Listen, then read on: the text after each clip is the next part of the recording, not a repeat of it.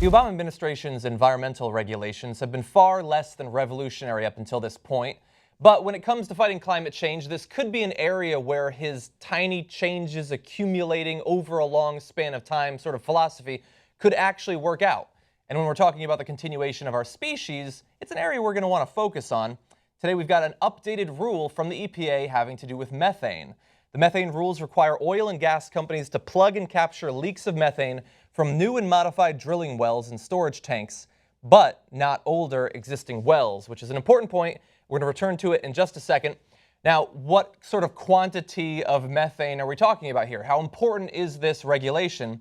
Well, the agency says that the regulations would lower methane emissions by 510,000 tons by 2025, the equivalent of 11 million metric tons of carbon dioxide. Now, 11 million metric tons of carbon dioxide probably sounds like a lot. It is, unfortunately, by then, probably going to amount to something like 1.5 or 2% of all the carbon emissions we have. But these sorts of changes in diverse areas do add up, and so it is something, especially when you consider how virulent methane is.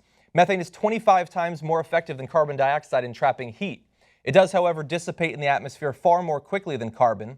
And overall, the administration has set a goal of reducing methane emissions by as much as 45% from 2012 levels by 2025. This perhaps will not be the only thing required to accomplish that, but it is an important step along the way.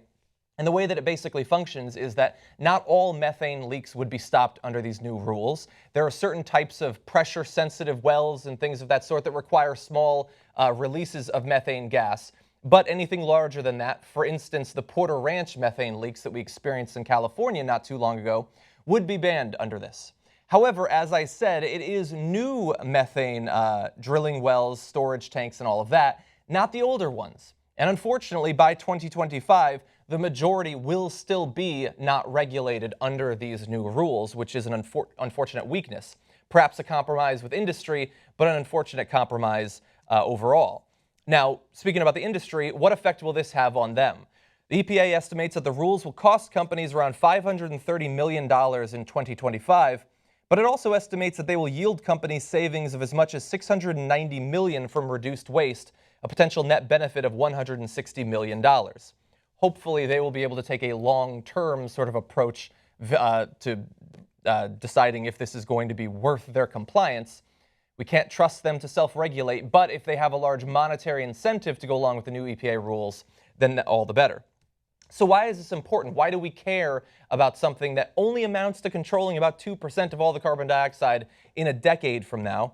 Well, it's an important part in our being able to comply with the Paris Agreement Accords. Under last year's Paris Agreement on climate change, the U.S. will reduce its greenhouse gas emissions 26% to 28% from 2005 levels by 2025. Now, the Paris Agreement, the end numbers that they have there are an interesting place right now. Many people don't think that they go far enough, and on the other side, many believe that we still won't even be able to reach these relatively modest target numbers.